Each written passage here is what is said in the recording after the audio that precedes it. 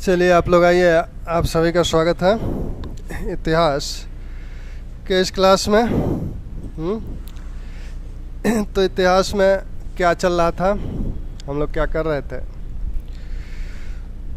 इतिहास में आनंद आ रहा है, जोड़िए। 8:15 की टाइमिंग याद आ रही है क्या? 8:15 तो नहीं समझ रहे हैं, मैसेज तो होगा ना।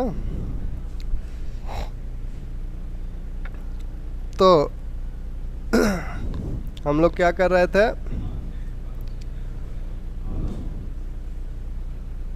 हम लोग गुप्त काल कर रहे थे। गुप्त काल में गुप्तकालीन प्रशासनिक व्यवस्था, गुप्तकालीन प्रशासकीय व्यवस्था हो गई थी। प्रशासकीय व्यवस्था में हम लोगों ने जिन चीज़ों को देखा था, इसके साथ सामाजिक व्यवस्था का भी एक आउटलुक मिल गया था कि गुप्तकालीन जो समाज है वह किस तरह का समाज है। गुप्तकालीन समाज चतुर्वर्ण व्यवस्था पर आधारित समाज है, यह बात कल ही हुई थी। तो हम लोग यहाँ गुप्तकालीन समाज की बात करें। सामाजिक स्थिति, सामाजिक स्थिति जो है यह चतुर्वर्ण व्यवस्था पर आधारित है। चतुर्वर्ण व्यवस्था मतलब चतुर्वर्ण व्यवस्था यानी 4 वर्ण हैं, ब्राह्मण, क्षत्रिय, वैश्य, शूद्र। ब्राह्मण, क्षत्रिय, वैश्य, शूद्र, ये वर्ण आपके वैदिक काल से ही चले आ रहे हैं। यहाँ इन वर्णों के साथ कुछ नई चीज़ें देखने को मिलेंगी। नई चीज़ें ये देखने को मिलेंगी कि जो परंपरागत इनके कर्तव्य हैं उसका निर्वहन तो ये करेंगे ही करेंगे, लेकिन आपातकाल में, आपदा काल में अगर इसका निर्वहन नहीं कर पाते हैं तब वे क्या करेंगे, अन्य वर्णों के कर्मों को भी अपना लेते हैं। जैसे ब्राह्मण है तो ब्राह्मणों को देखें तो इस काल के अनेक ब्राह्मण क्षत्रिय कर्म भी अपनाते हैं। मनु ने ब्राह्मण के कौन कौन से कर्तव्य बताए थे? मनु ने ब्राह्मण के कर्तव्य बताए थे अध्ययन, अध्यापन, यजन, याजन, दान लेना और दान देना। 6 कर्तव्य मनु ने ब्राह्मण के बताए थे। क्या क्या? अध्ययन, अध्यापन, अध्ययन, अध्यापन, यजन, याजन और दान देना, दान लेना। ये ब्राह्मण के 6 कर्तव्य हैं। तो यानी यजन यानी यज्ञ कराना, यज्ञ करना, यज्ञ कराना। लेकिन इस काल में आकर आप देखते हैं जैसे आपके जो वाकाटक हैं, वाकाटक राजवंश है, जो कदम्ब राजवंश है, ये क्या है? जाति के ब्राह्मण हैं, वर्ण के ब्राह्मण हैं, लेकिन कर्म कौन सा कर रहे हैं? कर्म क्षत्रिय का कर रहे हैं।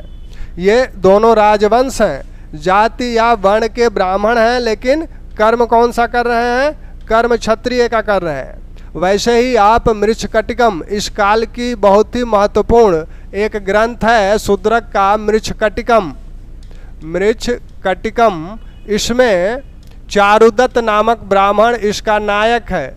इस नाटक का चारुदत्त ब्राह्मण है और यह बताता है कि हमारी 3 पीढ़ियां क्या कर रही थीं? व्यापार कर रही थीं। तो ये व्यापार कर रहे हैं। तो ये व्यापार किसका वर्ण धर्म है? यह वैश्यों का वर्ण धर्म है। तो यहाँ से आप देख रहे हैं कि ब्राह्मण वैश्य के कर्म कर रहा है, ब्राह्मण क्षत्रिय का कर्म कर रहा है। तो कर्तव्य तो इनके ये हैं, लेकिन ये लोग भिन्न कर्म भी करते थे, यानी अपने वर्ण से भिन्न कर्म भी सभी में, चारों में इस काल में देखने को मिलेगा। क्षत्रिय में, अच्छा, ब्राह्मणों को विशेषाधिकार है इस काल में भी। जैसे कि आप दंड व्यवस्था में देख रहे हैं कि सर्वाधिक कम दंड, यानी एक तरह से दंडों से मुक्त है। लेकिन चोरी के दंड में नारद ने क्या बताया कि चोरी के दंड में ब्राह्मण को सबसे कठोर दंड मिलना चाहिए और शूद्र को सबसे कम दंड मिलना चाहिए। अन्य दंडों में इसे कम दंड मिलता था, लेकिन चोरी के संदर्भ में इसमें इसे सबसे कठोर दंड नारद के अनुसार मिलना चाहिए। वैसे ही आपने दिव्य परीक्षाओं के संदर्भ में भी ब्राह्मणों के विषय में क्या देखा था कि जो दिव्य परीक्षाएं ली जाती थी तुला से, अग्नि से, विष से, जल से, उसमें कहा गया कि सभी दिव्य परीक्षाएं सभी वर्णों से कराई जा सकती हैं, सिर्फ जो है कौन वाली दिव्य परीक्षा ब्राह्मण से नहीं कराई जाएगी, विष वाली परीक्षा ब्राह्मण से नहीं कराई जाएगी। तो इस प्रकार क्या दिखता है कि ब्राह्मणों को विशेषाधिकार मिले थे। इन्हें भूमिदान आदि भी दिया जाता था। तो भूमिदान इन्हें जो दिया जाता था वह ब्रह्मदेय बोला जाता था। ब्रह्मदेय, ब्राह्मणों को जो भूमिदान दिया जाता था उसे राजाओं द्वारा उसे ब्रह्मदेय बोला जाता था।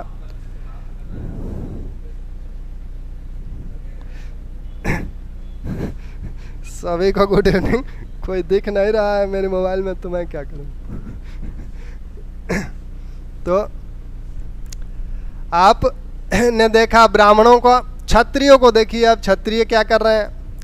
क्षत्रिय आप विभिन्न अभिलेख जो गुप्त काल के हैं, इन अभिलेखों में यह देखने को मिलता है, विशेषकर जो इंदौर का अभिलेख है अस्कंद गुप्त वाला, उसमें यह देखने को मिलता है कि क्षत्रिय क्या है, वह भी वैश्य का कर्म कर रहा है। वह सैन्य श्रेणी, एक सैन्य श्रेणी यानी सेना संबंधी श्रेणी क्या होता था, व्यवसायियों का संगठन है। यह शिल्पियों या व्यवसायियों, शिल्पियों व व्यवसायियों का संगठन है, शाइयों का संगठन है। शिल्पियों एवं व्यवसायियों का संगठन श्रेणी बोला जाता है। तो यह एक सेना की श्रेणी थी, यानी सैन्य साजो सामान आदि बनाती होगी या वहाँ कार्य करती होगी। तो इससे संबंधित जो श्रेणी थी उसके अध्यक्ष कौन है, इसका प्रमुख कौन है, इस श्रेणी का प्रमुख इसमें बताया गया है कि वह एक क्षत्रिय था। तो श्रेणी का प्रमुख है। और श्रेणी क्या होता था, शिल्पियों व्यवसायियों का संगठन है, यानी यह भी वैश्य कर्म कर रहा है, क्षत्रिय भी वैश्य कर्म कर रहा है। ठीक, फिर भी इनका जो प्रमुख कार्य है क्षत्रियों का, वो यज्ञ कराना, अध्ययन अध्यापन इनका भी है, यज्ञ कराना है और दान देना है। यज्ञ मतलब यज्ञ कराना और दान देना भी इनका कर्तव्य है, प्रमुख कर्तव्य इनके ये हैं। लेकिन ये लोग ये कार्य भी करते थे। अब सबसे महत्वपूर्ण है वैश्य और शूद्र की स्थिति। गुप्त काल में जो वैश्य की स्थिति है, वैश्य के विषय में, वैश्य के विषय में क्या कहा गया है। वैश्य के जो कार्य हैं शुरू से ही आप देखते हैं कि यह सर्वाधिक धनी था। चारों वर्णों में सबसे धनी वैश्य माने जाते थे।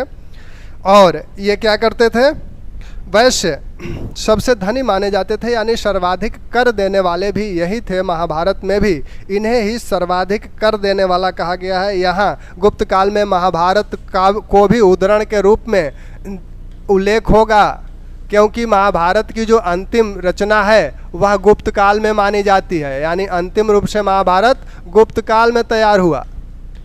क्यों? क्योंकि चौथी शताब्दी ईस्वी इसका अंतिम रचना काल माना जाता है। तो यह आपके गुप्त काल में पड़ता है, तो महाभारत के उद्धरण गुप्त काल संबंधी ही माने जाएंगे। तो महाभारत में भी कहा गया, क्या कहा गया कि यह जो वैश्य है, वैश्य क्या करता है, वैश्य सर्वाधिक कर देता है। क्यों कर सर्वाधिक देता है? क्योंकि ये सर्वाधिक धनी है, सर्वाधिक धनी है। प्रारंभ में इनका जो सबसे प्रमुख कार्य था वो क्या था, इनका सबसे प्रमुख कार्य कृषि था। अमरकोश में कृषक, अमरकोश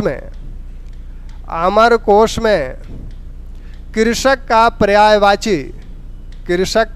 पर्यायवाची या पर्याय वैश्य को माना गया है, यानी उसके अनुसार वैश्य ही कृषक था, कृषक ही वैश्य था या वैश्य ही कृषक था अमरकोश के अनुसार। लेकिन वहीं आप नारद और विष्णु कहते हैं कि अमूमन ये होता था कि शूद्रों को भी आधे पर खेती करने के लिए भूमि दे दी जाती थी। शूद्रों को भी आधे पर आधे पर खेती करने के लिए भूमि दे दी जाती थी, यानी अब ये भी कृषक हो गए। यहाँ क्या हुआ वैश्यों के साथ कि वैश्य जैन धर्म से थोड़ा ज़्यादा प्रभावित हो गए और वो मानने लगे कि कृषि कर्म करने से जो जैन धर्म में अतिशय अहिंसा की जो बात की जाती है उसका उल्लंघन होता है, क्योंकि यहाँ आपके खेत जो है जुताई जब करेंगे तो उसमें विभिन्न जो जीव जंतु होंगे मरेंगे ही।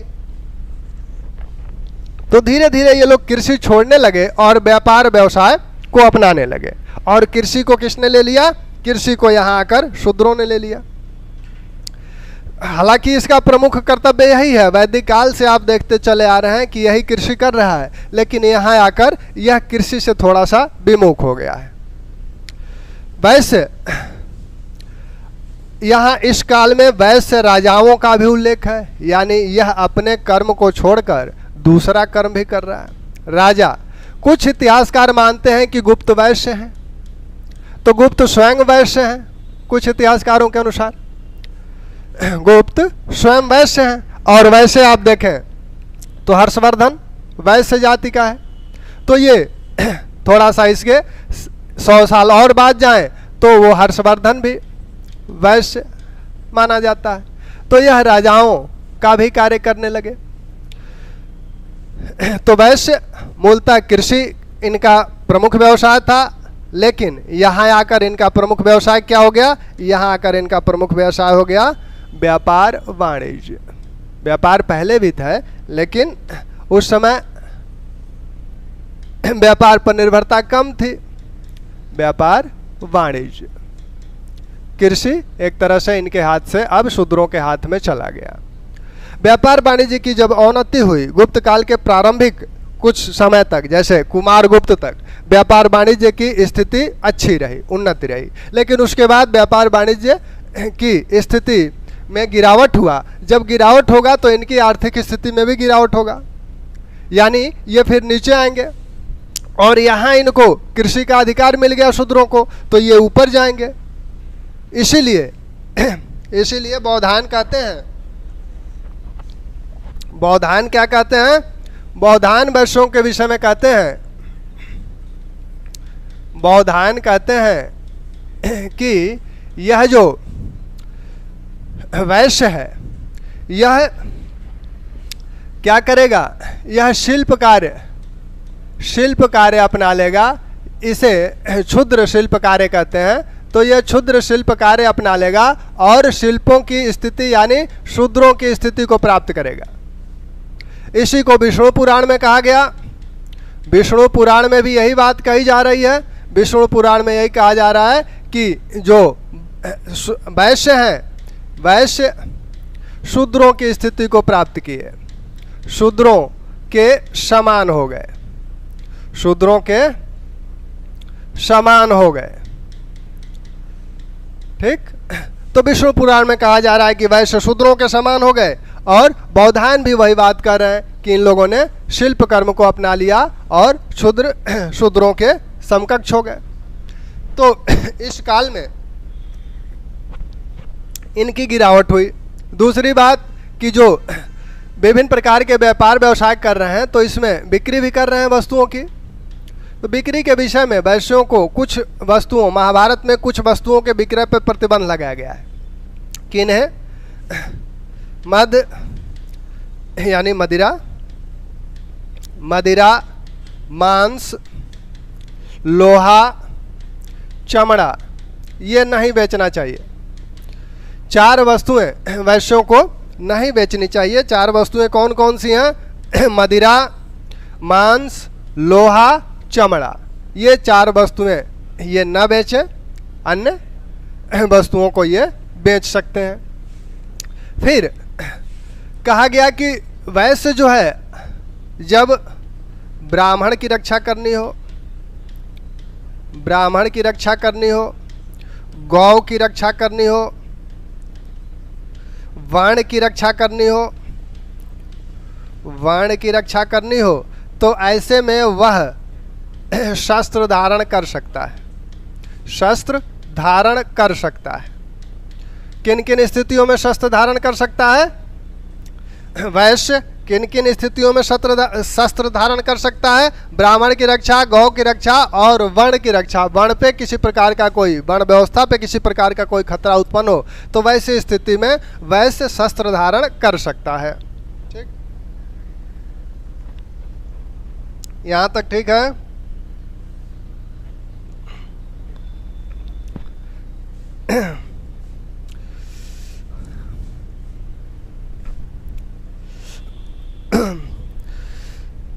अमरिंदर जी ठीक है यहाँ तक?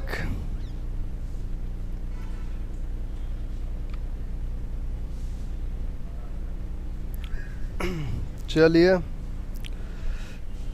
तो अब शूद्रों की बात करिए। शूद्र जो है, शूद्रों का जो प्रारंभिक कर्म है वह है ऊपर के 3 वर्णों, ऊपर के 3 वर्णों की सेवा करना, वर्णों की सेवा करना इनका परंपरागत कर्म है। ऊपर के ब्राह्मण क्षत्रिय वैश्य की सेवा करना, यानी ऊपर के 3 वर्णों की सेवा करना इनका परंपरागत कर्तव्य है, परंपरागत धर्म है इनका। लेकिन यहाँ आकर आप देख रहे हैं कि याज्ञवल्क्य कह रहे हैं, याज्ञवल्क्य क्या कह रहे हैं? याज्ञवल्क्य कह रहे हैं कि शूद्र जो है वो क्या करे? कृषि, शिल्प और व्यापार वाणिज्य भी कर सकता है। तो ये तीनों कार्यों को करने का अधिकार याज्ञवल्क्य यहाँ देते हैं। जितने भी नाम लिए जा रहे हैं वो याज्ञवल्क्य या जितने भी शास्त्रकारों के नाम लिए जा रहे हैं सभी शास्त्रकार बहुत ही महत्वपूर्ण है। बार बार इनसे प्रश्न पूछे जाते हैं। इन प्रश्नों को आप मिस करेंगे तो वो आपकी जिम्मेदारी है। याज्ञवल्क्य कहते हैं कि कृषि, शिल्प और व्यापार ये तीनों कर्म शूद्र कर सकता है। कृषि भी कर सकता है, शिल्प भी कर सकता है, व्यापार भी कर सकता है। नरसिंह पुराण में कहा गया कि शूद्र को कृषक बोला गया है। शूद्र को क्या कहा गया? कृषक बोला गया, यानी वो कृषि कार्य कर सकता है। तो यहाँ वह कृषि कार्य भी करने लगा, कृषि कार्य का भी हकदार हो गया। अब जब यह कृषि कार्य करने लगा, शिल्प कार्य करने लगा, व्यापार कार्य करने लगा तो निश्चित रूप से इसकी आर्थिक जो स्थिति है उसमें उन्नति होगी। और आप देख रहे हैं कि वहाँ वैश्यों की आर्थिक स्थिति में अवनति हो रही थी, तो ये दोनों समान स्तर पे आ जाएंगे। यानी वैश्यों की आर्थिक स्थिति में अवनति हुई। आर्थिक स्थिति ही बहुत कुछ सामाजिक स्थिति को निर्धारित करती है, आज भी करती है, पहले भी करती रही है। हालांकि 100% नहीं करती है लेकिन बहुत कुछ करती है। तो सामाजिक स्थितियों का निर्धारण इसी हिसाब से हुआ करता है। हालांकि अब भारत में सर्वोच्च न्यायालय ने आरक्षण के संदर्भ में उस मैटर को नहीं माना, सामाजिक आर्थिक जो आरक्षण दिया गया उसको वो नहीं माना। वहाँ के क्या कॉन्सेप्ट है उसको यहाँ न अप्लाई करिएगा कि आर्थिक स्थिति सामाजिक स्थिति को निर्धारित करती है। उसने जो आपका उसमें वो दूसरी चीज़ कहते हैं, वो कहते हैं कि परंपरागत रूप से कुछ जातियाँ भले ही वो आर्थिक रूप से संपन्न हो जाए लेकिन सामाजिक स्थिति उनकी दयनीय रहती है, इस आधार पे वो उनका सपोर्ट करते हैं। तो उसकी बात पॉलिटी में देखिएगा, यहाँ पर सामान्यतः व्यवहारिक रूप में ये देखा जाता है कि आर्थिक स्थिति बहुत कुछ सामाजिक स्थिति को निर्धारित कर देती है। तो यहाँ ये स्थिति देखने को मिल रही है। अब देखिए कैसे निर्धारित कर रही है। अभी तक कृषकों को कोई धर्म संबंधी अधिकार नहीं दिए गए थे, अब इसी कारण इन्हें धर्म संबंधी अधिकार भी दिया जाएगा। मत्स्य पुराण कहेगा, क्या कहेगा? कि इन्हें मोक्ष पाने का अधिकार है, मोक्ष ये पा सकते हैं। अभी तक इन्हें मोक्ष नहीं दिलाया जा रहा था, अब ये मोक्ष पा रहे हैं। कुछ शर्तें हैं कि ये भक्ति में निमग्न रहें और अपने इंद्रियों को वश में रखें, तब ये उस स्थिति में मोक्ष पा सकते हैं। वैसे ही याज्ञवल्क्य कहते हैं, याज्ञवल्क्य क्या कहते हैं? याज्ञवल्क्य कहते हैं कि ओम के बजाय नमः का पाठ करते हुए ये 5 महायज्ञ कर सकते हैं। यानी ओम का पाठ ये नहीं करेंगे, ओम का पाठ नहीं करेंगे, यानी जो उच्चारण जो भी मंत्र पढ़ेंगे तो उसमें जो मंत्र ओम नमः शिवाय जैसे शुरू होता है तो ओम को हटा देंगे, नमः शिवाय करके वो उसका पाठ कर सकते हैं और वैसे में वो 5 महायज्ञ कर सकते हैं। ठीक, तो यहाँ से इन्हें पंच महायज्ञ का भी अधिकार मिल गया। मार्कंडेय पुराण कहता है मार्कंडेय पुराण भी इन्हें धार्मिक कुछ अधिकार प्रदान करता है। मोक्ष का अधिकार किसने प्रदान किया? ये कहता है कि ये यज्ञ कर सकते हैं। इसने कहा कि ओम का पालन, ओम का उच्चारण ये ना करें, ओम का उच्चारण किए बिना नमः का उच्चारण करके ये पंचमहायज्ञों को कर सकते हैं। शूद्रों को रामायण महाभारत पढ़ने का अधिकार दिया गया। इसी समय योग और सांख्य दर्शन का बहुत प्रचलन था और इस दर्शन में इन्हें अछूत मतलब इनसे दूर नहीं रखा गया है। तो एक तरह से ये सारी चीज़ें, ये अधिकार इन्हें शूद्रों को मिल गए। अब जिस कारण से भी मिले उसमें एक प्रमुख कारण इनकी आर्थिक स्थिति का उन्नत होना माना जा सकता है। ठीक, तो शूद्रों की स्थिति में सुधार हुआ। अब जो अमर कोश है, अमर कोश में क्या कहा गया? अमर कोश जो शिल्पियों की लिस्ट देता है, ये कोश है, शब्दकोश है, तो जो शिल्पियों की लिस्ट देता है, तो शिल्पियों की सूची में अधिकांश क्या है? शिल्पियों की सूची में अधिकांश शूद्र हैं। विभिन्न शिल्प जो बताए गए हैं वो अधिकांश शूद्र वो कर रहे हैं। बढ़ईगिरी, लौहकारी, कुम्भकारी, इस तरह के जितने भी शिल्प हैं, चर्मकारी, वो सब शूद्र कर रहे हैं। तो शिल्पियों की सूची जो दी गई है उसमें अधिकांश शूद्र वर्ण के लोग ही दिखते हैं। तो शूद्रों के संदर्भ में जिन साहित्यकारों, जिन शास्त्रकारों को आपको नाम याद रखने हैं और जिनके कथन याद रखने हैं, वो आपको ये रखने हैं कि याज्ञवल्क्य ने कृषि, शिल्प, व्यापार का अधिकार प्रदान किया। नरसिंह पुराण में कहा गया है कि शूद्र कृषक हो सकता है। और बृहस्पति कहते हैं कि शूद्र सभी प्रकार की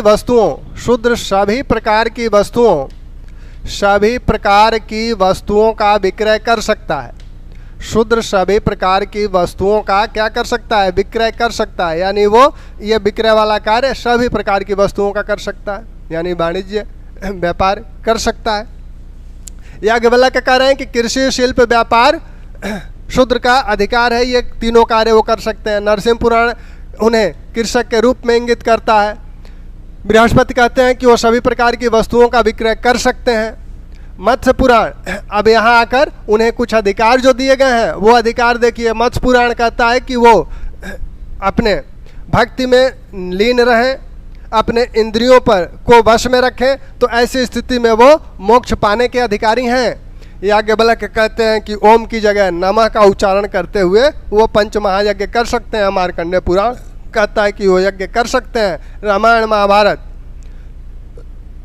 योग दर्शन, सांख्य दर्शन, इन सब के अध्ययन करने में, इन सब को पढ़ने में उन्हें किसी प्रकार का कोई उन पर निषेध नहीं है। ठीक, तो ये आपके शूद्रों से चीज़ें हैं। अब ब्राह्मणों और शूद्रों के बीच एक विशेषाधिकार की जो बात है वो निखात निधि का मतलब होता है जो आप एक तरह से इसको कहें गड़ा हुआ धन। हा? तो अगर यह कहीं मिलता है, किसी ब्राह्मण को मिलता है, तो विष्णु कहते हैं कि अगर ब्राह्मण को मिलता है तो पूरा का पूरा वो ब्राह्मण अपने पास रख लेगा। अगर क्षत्रिय को मिलता है तो वह 1/4 भाग ब्राह्मण को देगा, 1/4 भाग राजा को देगा, आधा भाग स्वयं रखेगा। और अगर वैश्य को मिलता है तो 1/4 भाग किसे देगा? 1/4 भाग राजा को देगा, आधा भाग ब्राह्मण को देगा और 1/4 भाग स्वयं रखेगा। अगर शूद्र को मिलता है तो उसके 12 भाग करेगा, 5 भाग राजा को देगा, 5 भाग ब्राह्मण को देगा, 2 भाग अपने पास रखेगा। तो इस तरह के वर्णभेद आपको निखात निधियों में भी देखने को मिलता है। तो तो निखात निधि का जो भेद है उसमें अगर ब्राह्मण को मिलता है तो क्या करेगा, पूरा अपने पास रखेगा। अगर क्षत्रिय को मिलता है तो उसे क्या करेगा, क्षत्रिय को मिलता है तो वो 1/4 ब्राह्मण को देगा, 1/4 राजा को देगा और 1/2 स्वयं रखेगा, 1/2 स्वयं रखेगा। तो इतना वो पाएगा, ये पूरा पा रहा है। वैश्य में देखें, वैश्य जो है, वैश्य को मिलेगा तो वो क्या करेगा, 1/4 राजा को देगा, आधा ब्राह्मण को देगा, आधा ब्राह्मण को देगा और 1/4 स्वयं रखेगा। तो यहाँ और कम हुआ। शूद्र को जो मिलेगा तो शूद्र क्या करेगा, इसका 12 भाग करेगा, 12 भाग करेगा और इस 12 भाग में से 5 भाग ब्राह्मण को देगा, 5 भाग राजा को 5 भाग राजा को देगा और 2 भाग स्वयं रखेगा। ठीक। तो इस प्रकार के वर्णभेद यहाँ भी देखने को मिलते हैं। तो कुल मिला के सर्वाधिक जो सर्वाधिकार प्राप्त जो वर्ग था, वर्ण था, वो ब्राह्मण है, उसके बाद क्षत्रिय है, फिर वैश्य है, शूद्र है।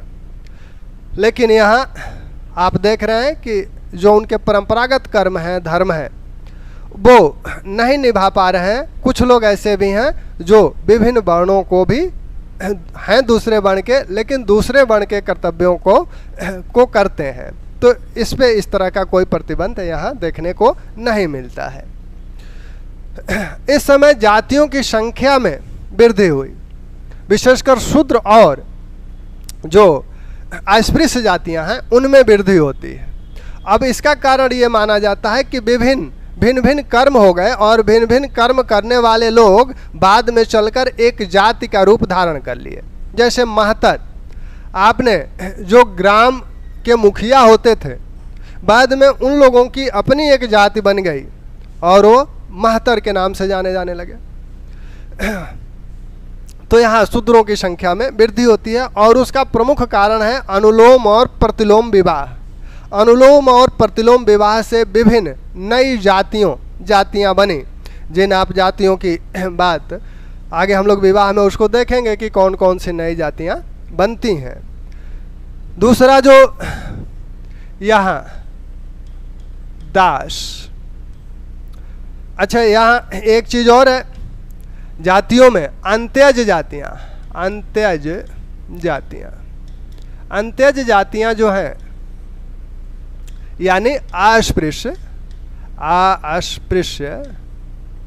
जातियाँ, अनुच्छेद 17। तो अस्पृश्य जातियाँ यानी अछूत जातियाँ। अछूत जाति सूत्र काल से अब तक एक ही चली आ रही थी, वो है चंडाल। एक ही जाति सूत्र काल से, इसका यह सूत्र काल में सबसे पहली अछूत जात आती है, चंडाल, और इस समय भी यह अछूत है। साथ में इस समय कुछ अन्य जातियां भी, एक और जाति अछूत की कोटि में आएगी, वो है डोम्ब। तो चंडाल और डोम्ब ये अछूत जातियां इस समय डोम्ब एक नई जाति के रूप में देखने को मिली और एक और नई जाति आपको देखने को मिली, शंबर। ये चंडाल का कार्य क्या है, चंडाल का उल्लेख फाहियान भी करता है और फाहियान ने इसे अछूत कहा है कि यह अछूत था, गांव और नगर के बाहर रहता था, गांव में जब प्रवेश करता था तो लकड़ी आदि बजाते हुए चलता था कि लोग दूर हट जाएं। रात्रि में ये नगर या गांव में प्रवेश नहीं कर सकता था, दिन में ही प्रवेश कर सकता था। कार्य जो करता था वह यह गलियों में झाड़ू लगाना, शमशान पे कार्य करना और विभिन्न प्रकार के मांस आदि का विक्रय करना, यही इसका प्रमुख कार्य था। इसका जो प्रमुख कार्य ये है, लेकिन नृत्य आदि इस तरह के कार्य करना भी इसका एक प्रमुख कार्य नहीं है, बल्कि वो एक तरह से उप प्रमुख कार्य है। वह कार्य इनका हो जाएगा, डोम्ब का। इनका प्रमुख काम नृत्य है। ये भी अब अछूत जाति एक तरह से इस समय माने जाने लगे। यह जो जाति है विंध्य के पर्वतों में थी और यहाँ ये क्या करते थे, नरबलि करते थे और नर आदमियों का मांस खाते थे। तो ये शंबर, डोम्ब, ये दो जातियां इस समय देखने को मिलती हैं। एक वर्ग का और उल्लेख हुआ है, हालांकि वो अभी जाति नहीं है। पहली बार उसका उल्लेख एक वर्ग के रूप में होता है गुप्त काल में, वो है कायस्थ। कायस्थ जो है यह अभी जाति नहीं बना है, लेकिन एक वर्ग के रूप में इसका उल्लेख हुआ है। एक वर्ग के रूप में, वर्ण भी नहीं है, जात भी नहीं है, एक वर्ग के रूप में इसका उल्लेख हुआ है। और वर्ग के रूप में इसका सबसे पहले उल्लेख याज्ञवल्क्य करते हैं। सबसे पहले उल्लेख कौन करते हैं? याज्ञवल्क्य करते हैं। और यह ब्राह्मणों का प्रतिद्वंदी साबित हुआ। याज्ञवल्क्य और कल्हड़ दोनों लोग राजा को यह सुझाव देते हैं कि इन पर वो नियंत्रण रखे। दरअसल यह एक लिपिक वर्ग है। यह कौन सा वर्ग हो गया? लिपिक वर्ग हो गया। तो विभिन्न जो भू अभिलेख थे उनको ये देखता था और उसमें इन लोगों का मानना है, याज्ञवल्क्य का और कल्हड़ का, कि उसमें ये हेरा फेरी करते थे, जिससे जनता को बहुत कष्ट होता था। तो इसलिए राजा को इन पर नियंत्रण रखना चाहिए। तो अभी ये वर्ग है। इसके बाद गुप्त काल के बाद हम लोग आएंगे गुप्तोत्तर काल में, तो यह जाति का रूप ले लेगा। यह जाति का रूप ले लेगा। तो अस्पृश्य जातियों में चंडाल है, डोम्ब है, शंबर भी एक तरह से आ गया है। ये दोनों इसी समय देखने को मिलते हैं जाति के रूप में, डोम्ब और शंबर। ठीक, इसका प्रमुख कार्य, आप चंडाल का प्रमुख कार्य अगर कहा जाएगा तो क्या कहेंगे? सफाई करना। शमशान का कार्य जो है इसी का है, शमशान का कार्य इसका है। और साथ में आपका एक कार्य और है इसका, मांस का विक्रय करना। ठीक, इनका कार्य है, डोम्बों का कार्य है, ये नृत्य आदि करते थे। यह इसका कार्य नहीं है, इसका एक गौण कार्य है, प्रमुख कार्य ये है इसके। अब हम लोग आए दास पर। एक प्रथा बहुत पहले से चली आ रही है, ऋग्वैदिक काल से ही आप इसको देख रहे हैं, दास। ऋग्वेद में भी दास और दासियों का उल्लेख हुआ है, इन्हें उपहार आदि में भी दिया जाता था। तब से ये चले आ रहे हैं और इस काल में आकर इनकी संख्या संभवतः बढ़ी होगी, क्योंकि प्रकार इनके ज़्यादा मिलने लगते हैं। अभी तक हम लोगों ने देखा कि मनु ने 7 प्रकार के दास बताए हैं, कौटिल्य ने 9 प्रकार के दास बताए हैं। यहाँ आकर नारद 15 प्रकार के दासों का उल्लेख करते हैं।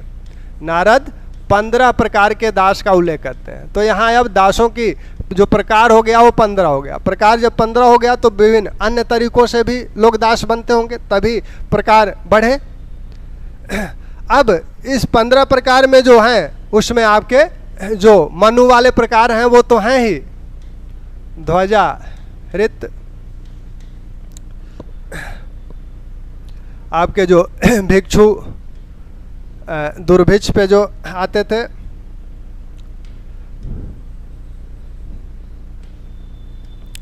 दुर्भिक्ष के कारण जो बनते थे वो गृहज, कृत,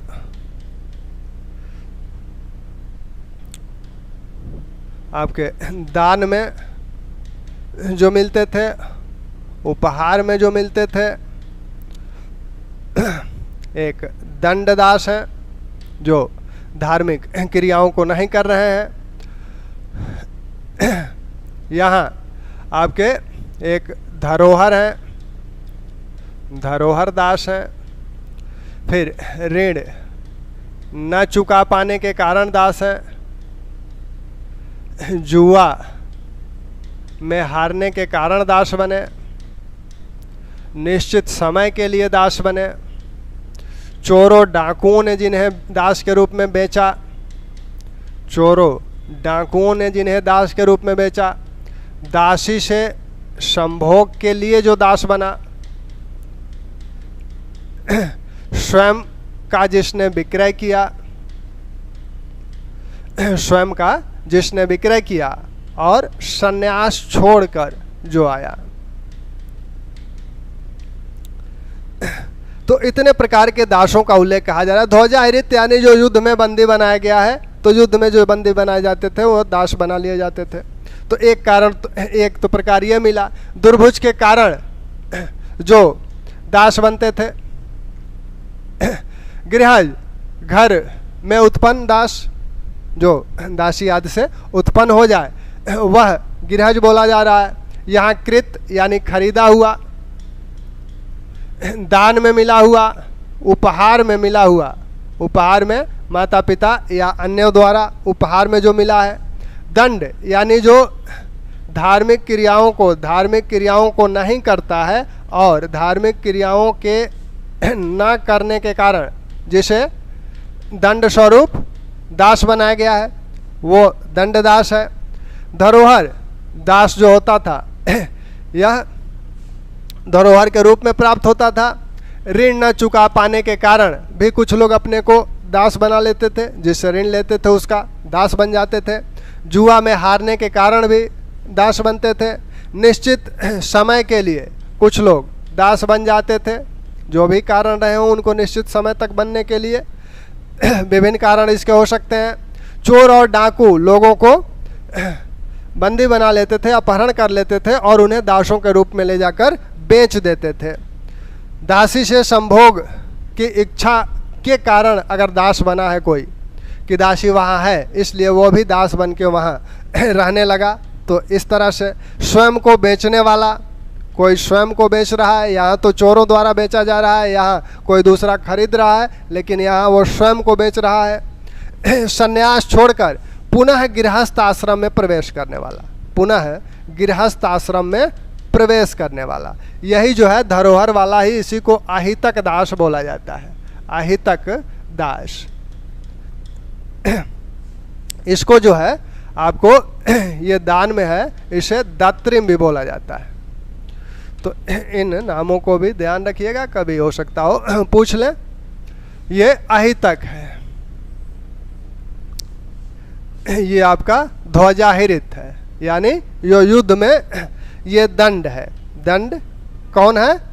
अगर इनमें से कुछ पूछा जाए, जो कुछ शब्दावलियाँ जो हैं जिनको पूछा सकता है, और तो शब्दावलियाँ स्पष्ट हैं, लेकिन जो शब्दावलियाँ जिसमें उन शब्दावलियों को देखकर स्पष्ट नहीं हो रहा है, देखकर स्पष्ट नहीं हो रहा है, तो वो आपके प्रश्न बन सकते हैं। उसी तरह से प्रश्न बनते भी हैं। तो ध्वजाहिरित यह युद्ध में बंदी बनाया हुआ है। दत्रिम दान में दंड धार्मिक क्रियाओं को न करने के कारण है। अहितक दास धरोहर के रूप में मिला हुआ है। ठीक। गृहस्थ जो है घर में उत्पन्न दास, घर में उत्पन्न दास। ठीक। तो ये दासों के, अब इसी समय पहली बार नारद ने ये 15 प्रकार बताए हैं। ये जो 7 हैं, ऊपर से जो 7 हैं, वो उनको जो है किसने बताया? ये 7 हैं, इन 7 को मनु बताते हैं। ये 7 मनु वाले हैं, और आगे चलकर नारद ने इन 8 को जोड़ दिया, तो 7 ये मनु वाले हैं। अब मनु वालों में आप देखिए तो यहाँ से लेकर यहाँ तक ये 4 कैसे, क्योंकि इसी समय दास स्वतंत्र हो सकता है कि नहीं, तो नारद ने पहली बार दासों की स्वतंत्रता का विधान बनाया। दासों की स्वतंत्रता का विधान बनाया कि किस स्थिति में दास स्वतंत्र हो सकता है। तो ये 4 स्वामी की इच्छा अनुसार ही स्वतंत्र हो सकते हैं। ये कभी भी स्वतंत्र नहीं होंगे, ये कभी भी स्वतंत्र नहीं होंगे। ठीक। ये कभी भी स्वतंत्र नहीं होंगे। स्वयं को बेचने वाले, संन्यास छोड़कर जो गृहस्थ आश्रम में आए हैं, ये भी कभी स्वतंत्र नहीं हो सकते, ये भी कभी स्वतंत्र नहीं हो सकते। ये स्वामी की इच्छा पर स्वतंत्र हो सकते हैं, ये लोग स्वतंत्र हो सकते हैं। जो ऋण लिया है तो ऋण अपना चुका दे, स्वतंत्र हो जाए। जो ध्वजाहिरित है, यह अपनी जगह किसी दूसरे को दास रखकर स्वतंत्र हो सकता है। तो इस तरह से जो नहीं स्वतंत्र हो सकते वो आपके दंड दास हैं, स्वयं विक्रय करने वाले हैं, और संन्यास छोड़कर पुनः गृहस्थ में आए हैं, वो आपके कभी भी स्वतंत्र नहीं हो सकते। ये जो सन्यास छोड़कर अगर कोई गृहस्थ में आता है तो राज्य इसे क्या करता है, अपना दास बना लेता है, या किसका दास बन जाता है, राज्य का दास बन जाता है। ये कभी स्वतंत्र नहीं हो सकते। दंड में भी वही है, धार्मिक क्रिया न करने के कारण दास बने हैं तो राज्य ने ही दंड दिया है, ये भी स्वतंत्र नहीं हो सकते। स्वयं को बेचने वाला भी स्वतंत्र नहीं हो सकता। स्वयं को बेचने वाले की निंदा महाभारत में भी कही गई है। नारद और विष्णु ने भी इसकी निंदा की है, स्वयं को बेचने वाले लोगों की। ठीक तो दास की स्वतंत्रता का सबसे पहले विधान किसने किया, नारद ने किया। दास स्वतंत्र हो सकता है, यह विधान सबसे पहले नारद ने किया, और वो बताते हैं कि ये तीन कभी स्वतंत्र नहीं होंगे। तो इसलिए इसका ध्यान रखिएगा। अन्य जो स्वतंत्र होंगे उसको अगर ध्यान नहीं रख सकते, लेकिन इन तीन का ध्यान रखिएगा कि ये तीन कभी स्वतंत्र नहीं हो सकते। किसी भी स्थिति में दंडदास, स्वयं का विक्रय करने वाला और संन्यास छोड़कर पुनः गृहस्थ में आने वाला कभी स्वतंत्र नहीं हो सकता। और ये चार जो स्वतंत्र होंगे ये आपके स्वामी की इच्छा पर निर्भर है कि वो स्वतंत्र करे या ना करे। ठीक। दास मृच्छकटिकम में कहा गया है कि दास के शरीर पर स्वामी का अधिकार होता था। दास के शरीर पर मृच्छकटिकम में बोला गया है, मृच्छकटिकम में क्या कहा गया है कि दास के शरीर पर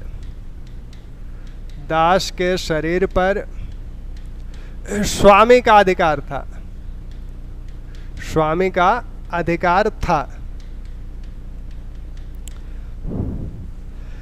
विदेशी यात्रियों ने शुरू से ही भारत में दासता की बात वो लोग नहीं करते हैं। मेगास्थनीज भी नहीं कहा था, वो भी कहा यहाँ दास होते ही नहीं है।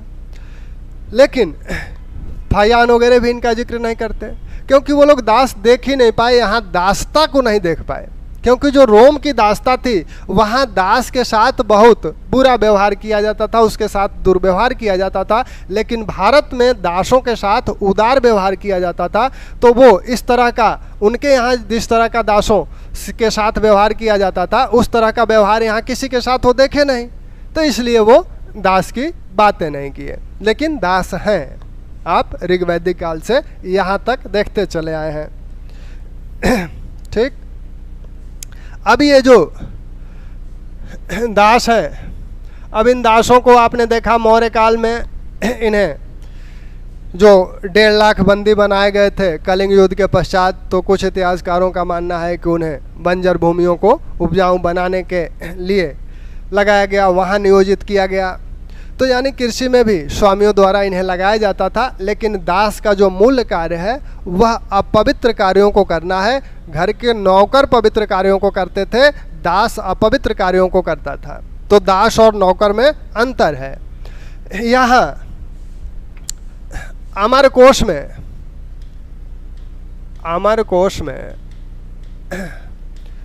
दासी सभम शब्द का प्रयोग किया गया है, यानी दासियों की सभा, यानी इनका यहाँ अब इस काल में संगठन भी बनने लगा था। ऐसी बात मानी जाती है कि गुप्त काल में आकर दास और दासियों का भी संगठन बनने लगा था।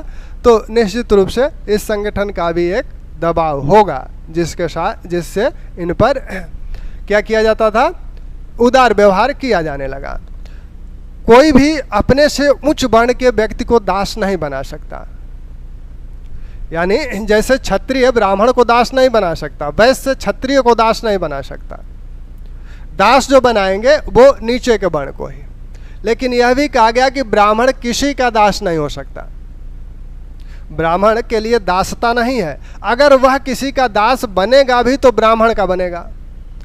अगर किसी कारण वो दास बनता भी है तो ब्राह्मण का दास बनेगा, और दास स्थिति में भी वह अपवित्र कर्म नहीं करेगा। अध्ययन अध्यापन का कर्म ही करेगा, अपवित्र कर्म नहीं करेगा। ठीक। तो ये आपके दास हो गए। यहाँ तक ठीक। शुभम जी कहाँ है?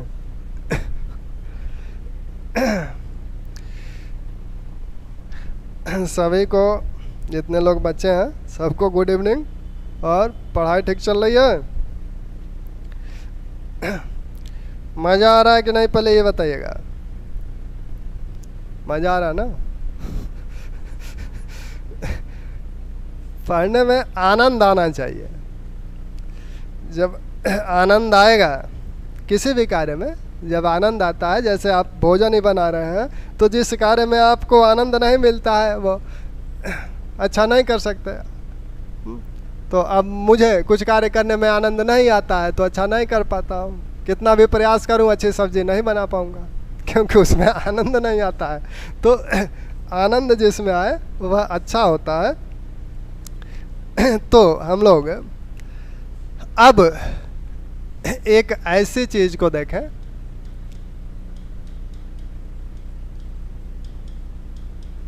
स्त्रियों की स्थिति।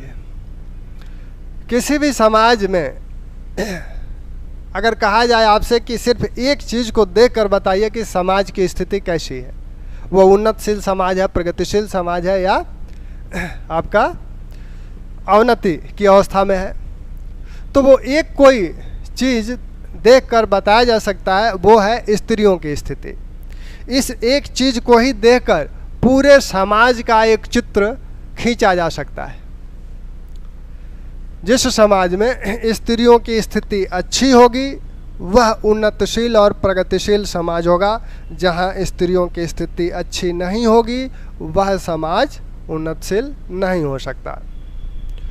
यहाँ साहित्य में स्त्रियों का बड़ा ही एक तरह से आदर्श रूप प्रस्तुत किया गया है। साहित्य में स्त्रियों को आदर्श रूप में दिखाया गया है, लेकिन इतिहासकारों का मानना है कि व्यवहारिक जीवन में ऐसा नहीं था। स्त्रियों की स्थिति दयनीय थी। दयनीय होने का एक प्रमुख कारण उनका शिक्षा प्राप्त न करना था, और शिक्षा न प्राप्त करने के पीछे जो कारण था वह था कम उम्र में विवाह का हो जाना। तो यह एक बहुत बड़ा फैक्टर था स्त्रियों की दयनीय स्थिति का। याज्ञवल्क्य कहते हैं कि स्त्री को उपनयन संस्कार का अधिकार नहीं है, वो उसके विवाह को ही उपनयन मानते हैं। याज्ञवल्क्य स्त्रियों के आर्थिक अधिकारों के संदर्भ में बड़े ही उदारवादी हैं, लेकिन यहाँ वो कहते हैं कि स्त्री को उपनयन का अधिकार नहीं है। वैसे कालिदास ने भी एक जगह कहा है कि स्त्री बंधक रखे गए धन के समान है। स्त्री बंधक रखे हुए धन के मतलब स्त्री नहीं बल्कि पुत्री बंधक रखे गए धन के समान है। यानी अर्थात वो दूसरे की वस्तु है, हमारे यहाँ बंधक रखी हुई है। तो इस तरह की विचारधाराएं यहाँ देखने को मिलती हैं, लेकिन साथ में कुछ अन्य चीज़ें भी देखने को मिलती हैं। जैसे कालिदास अनुसुईया को इतिहास का ज्ञाता कहते हैं। अमरकोश में शिक्षिकाओं का उल्लेख हुआ है, उपाध्यायी इन शब्दों का प्रयोग हुआ है, यानी वो शिक्षिकाएं भी थीं, ऐसा कहा जा सकता है। गुप्तकालीन जो साहित्य है उस साहित्य की एक विशेषता, उसकी अनेक विशेषताएं हैं, साहित्य में चल के हम लोग देखेंगे, लेकिन उसकी एक विशेषता यह भी थी कि जो निम्न वर्ण के पात्र हैं और स्त्रियां हैं उनसे उस साहित्य में प्राकृत भाषा में बुलवाया जाता था, और जो उच्च वर्ण के पात्र हैं उन्हें संस्कृत भाषा में बुलवाया जाता था। इसका मतलब यह है कि वो संस्कृत नहीं जानते थे, यानी वो अध्ययन, या आपने देखा ये अध्ययन नहीं कर पा रही हैं। विवाह कम उम्र में हो जा रहा है, उपनयन संस्कार नहीं हो रहा है। जब तक उपनयन संस्कार होगा नहीं तब तक आप वेदाध्ययन करेंगे नहीं, क्योंकि उपनयन वेदाध्ययन की पहली शर्त है उपनयन संस्कार का होना। विदाउट उपनयन संस्कार आप वेदाध्ययन कर ही नहीं सकते, तो वो अधिकार इनके पास है नहीं। साथ में यहाँ विवाह के जो प्रकार हैं, अमूमन एक पत्नी विवाह ही होता था, लेकिन राजा लोगों को आप देख रहे हैं कि वो कई कई विवाह कर रहे हैं। चंद्रगुप्त को भी आपने देखा, कुबेर नागा उनकी पत्नी है, ध्रुव देवी भी उनकी पत्नी है। तो संभ्रांत वर्गों में कई पत्नियां हो सकती थी, लेकिन सामान्य वर्ग एक पत्नी, सामान्य जो प्रचलन था एक पत्नी का था। अनुलोम और प्रतिलोम विवाह भी हो रहे हैं। अनुलोम प्रतिलोम विवाह होने के कारण ही शास्त्रकारों ने एक पूरी लिस्ट दी है। इन विवाहों से उत्पन्न संतानों को क्या कहा जाएगा। जैसे ब्राह्मण वर हो, क्षत्रिय कन्या हो, तो उससे उत्पन्न संतान को क्या कहा जाएगा, मूर्धाभिषिक्त। वैसे ही आपके ब्राह्मण कन्या हो और क्षत्रिय वर हो, उससे उत्पन्न संतान को श्रुत बोला जाएगा। तो इस तरह से वो पूरी लिस्ट अनुलोम और प्रतिलोम विवाह की शास्त्रकार देते हैं। याज्ञवल्क्य ढेर सारी नई जातियों का उत्थान या उदय भी इन्हीं विवाहों के कारण बताते हैं। इन विवाहों का कारण पहले से भी बताया जा रहा है। मनु भी ये कहते हैं कि अनुलोम और प्रतिलोम विवाहों से ही नई जातियों का उदय हुआ। यहाँ भी उन जातियों की लिस्ट देखने को मिलती है। स्त्रियों का जो आर्थिक अधिकार है, दो तरह के धन है। एक तो स्त्री धन। स्त्री धन को आप पहले ही देख चुके हैं सूत्रकाल में ही। यह स्त्री धन क्या था? स्त्री धन वह है जो स्त्री विवाह के समय या विवाह के बाद उपहार आदि में प्राप्त करती है। विवाह के समय वो अपने माता पिता और अपने पति से प्राप्त करती है। उसके बाद भी अन्य जो उसके संबंधी हैं वो उसे उपहार आदि देते हैं। तो यह सब स्त्री धन में शामिल किया जाता है। इसकी विशद व्याख्या मनु ने की है। यहाँ आकर इस स्त्री धन को दो भागों में कात्यायन ने बांट दिया। इस स्त्री धन को दो भाग में उन्होंने बांट दिया, सौदायिक और असौदायिक। सौदायिक और असौदायिक यानी एक सौदायिक वह है जिसे वो बेच भी सकती है, असौदायिक वह है जिसे वो बेच नहीं सकती, सिर्फ उसका उपभोग अपने कर सकती है। तो स्त्री धन के भी अब दो भाग कर दिए गए। कात्यायन ने यह भाग किया सौदायिक और असौदायिक। कात्यायन यहाँ तक कहते हैं कि वह अचल संपत्ति को भी बेच सकती है, लेकिन नारद कहते हैं नहीं, सिर्फ चल संपत्ति को ही बेच सकती है, अचल संपत्ति को नहीं बेच सकती है। तो स्त्री धन पर उसका अधिकार है। अब उत्तराधिकार की बात आती है। उत्तराधिकार में क्या होगा? तो उत्तराधिकार के संदर्भ में याज्ञवल्क्य बड़े उदार हैं। याज्ञवल्क्य कहते हैं कि अगर पिता की मृत्यु हो जाती है तब उसके बाद उसका पुत्र उत्तराधिकारी होगा। अगर पुत्र नहीं है तब विधवा पत्नी उस संपत्ति की उत्तराधिकारी होगी। लेकिन नारद विधवाओं को उत्तराधिकार की बात स्वीकार नहीं करते हैं। वो कहते हैं कि राज्य द्वारा उन्हें भरण पोषण पाने का अधिकार है। याज्ञवल्क्य जहाँ कहते हैं कि विधवा को संपत्ति पर अधिकार होगा, वहीं नारद कहते हैं कि विधवाओं को संपत्ति पर अधिकार नहीं होगा, वो राज्य द्वारा भरण पोषण पाने की अधिकारी हैं। ठीक। पुत्री के उत्तराधिकार की जहाँ तक बात आती है, तो पुत्री के उत्तराधिकार में जैसे इस स्त्री धन के संदर्भ में कि स्त्री धन अगर वो स्त्री मर जाती है, वो महिला का निधन हो जाता है, तब इस पर किसका अधिकार होगा? तो याज्ञवल्क्य कहते हैं कि इस पर पहले पुत्रियों का अधिकार होगा। पुत्रियों में किसका? जो अविवाहित है। विवाहित है उसका बाद में होगा, पहले उसका होगा जो अविवाहित है। तो स्त्री धन पर भी उस महिला के निधन के पश्चात इस स्त्री धन पर अधिकार किसका होगा? अविवाहित पुत्री का होगा। उसकी जो पुत्री होगी अविवाहित, उसका इस पर अधिकार होगा। ठीक। पुत्रियों के उत्तराधिकार के संदर्भ में आपस्तंभ आप पहले ही देख चुके हैं सूत्रकाल में। आपस्तंभ बिल्कुल इसके खिलाफ है कि पुत्रियों का उत्तराधिकार नहीं हो सकता, लेकिन महाभारत में पुत्री को आधा का उत्तराधिकारी माना गया है। यहाँ भी जो शास्त्रकार हैं गुप्त काल के भी, नारद है, विष्णु है, ये लोग कहते हैं कि अविवाहित पुत्री है उसका उत्तराधिकार है अविवाहित होने तक। विवाहित हो जाती है तो उसका पैतृक संपत्ति पर कोई अधिकार नहीं है। अविवाहित रहने तक उसका अधिकार यहाँ भी शास्त्रकारों ने माना है। तो ये आपके स्त्रियों की दशा को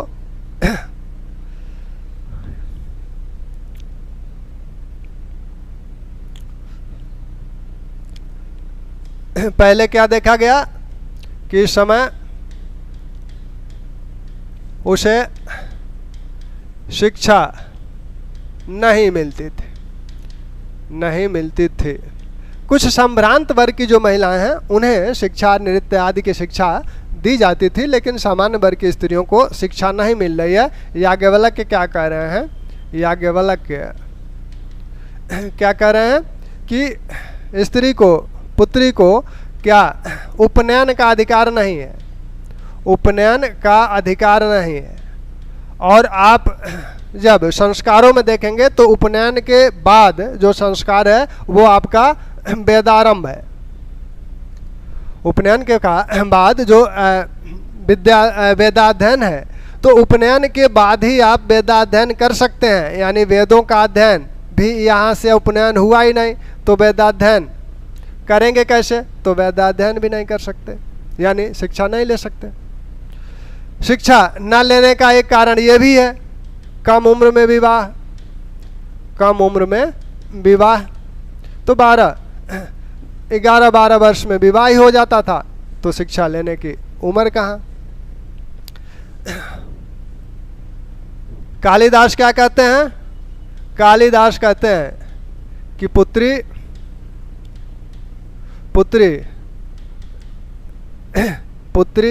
बंधक रखे धन के समान है, धन के समान है। ठीक, पुत्री बंधक रखे धन के समान है। लेकिन ऐसा नहीं है कि सिर्फ जो है स्त्री और पुत्री की आलोचना ही हो रही है या उसे निम्न ही दिखाया जा रहा है, यहाँ समानता का भी व्यवहार हो रहा है। जब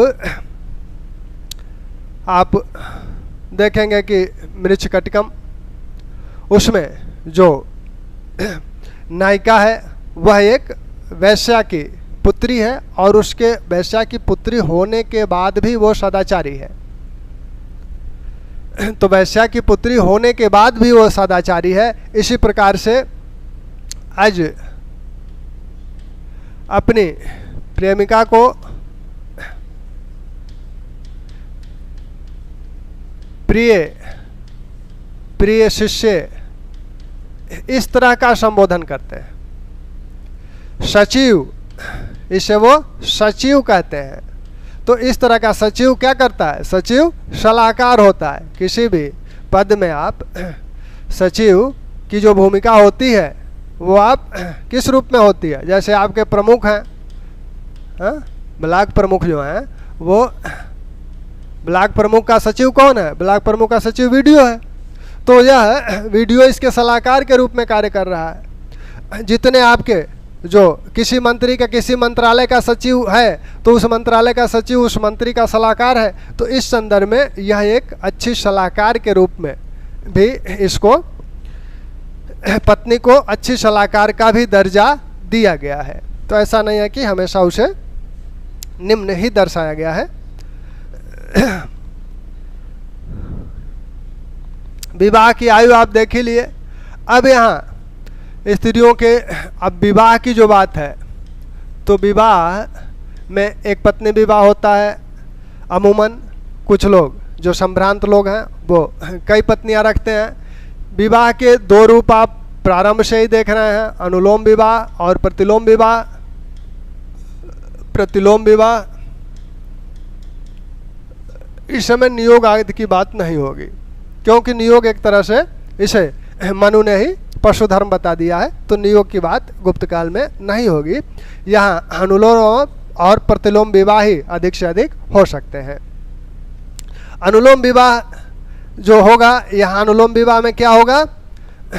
उच्च कौन होगा और निम्न कौन होगा? इस अनुलोम विवाह में उच्च जो होगा वह वर होगा, और निम्न वर्ण की कन्या, निम्न वर्ण में कौन होगी? कन्या होगी। और यहाँ प्रतिलोम विवाह में उच्च कौन होगा? यहाँ कन्या उच्च वर्ण की होगी, और निम्न वर्ण का कौन होगा? निम्न वर्ण का यहाँ वर होगा। तो यह तो शास्त्र संगत है, यह शास्त्र संगत नहीं है। ठीक, यहाँ उच्च वर्ण का जो, जैसे ब्राह्मण है, कन्या जो है क्षत्रिय वर्ण की है, यह विवाह हो सकता है। ब्राह्मण है, कन्या जो है वैश्य वर्ण की है। तो इन से उत्पन्न संतानों की बात भी कही गई कि इनसे उत्पन्न जो संतान होंगे वो क्या होंगे, उनका नाम क्या होगा। तो याज्ञवल्क्य ने एक पूरी लिस्ट दी हुई है कि ये संतान जो होंगे उन्हें क्या कहा जाएगा।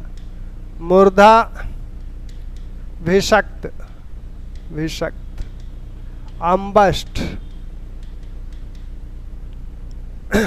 मूर्धा, भिषक्त, अम्बष्ट, और यही जब यहाँ शूद्र वर्ण की कन्या आ जाएगी तो ये निषाद हो जाएगा या पराशव बोला जाएगा। यहाँ ब्राह्मण वर है और शूद्र वर्ण की कन्या है, तो इससे उत्पन्न संतान को याज्ञवल्क्य निषाद या पराशव कहते हैं। ठीक, तो इसी प्रकार से अन्य, अब इसमें भी अगला जो होगा आपका यहाँ क्षत्रिय, फिर वैश्य, क्षत्रिय शूद्र, वैश्य शूद्र। तो अनुलोम विवाहों में भी आप क्या देखें, ब्राह्मण 3 अनुलोम विवाह कर सकता है 3 जातियों से, यानी क्षत्रिय से भी कर सकता है, वैश्य से भी कर सकता है, शूद्र से भी कर सकता है। क्षत्रिय सिर्फ 2 से कर पाएगा, वैश्य से और शूद्र से। वैश्य सिर्फ 1 से कर पाएगा, यानी अपने निम्न वर्ण से ही करना है। तो नीचे जो वर्ण आएंगे उनके आपके विकल्प सीमित होते जाएंगे। तो चलिए इन विवाहों के प्रकारों को कल कर लेंगे, ठीक है ना। यहाँ तक कोई दिक्कत, मज़ा आया? ठीक है बस। अच्छा चलिए, ये बहुत अच्छी बात है, हमें बहुत खुशी हुई। ठीक है, तो थैंक्स।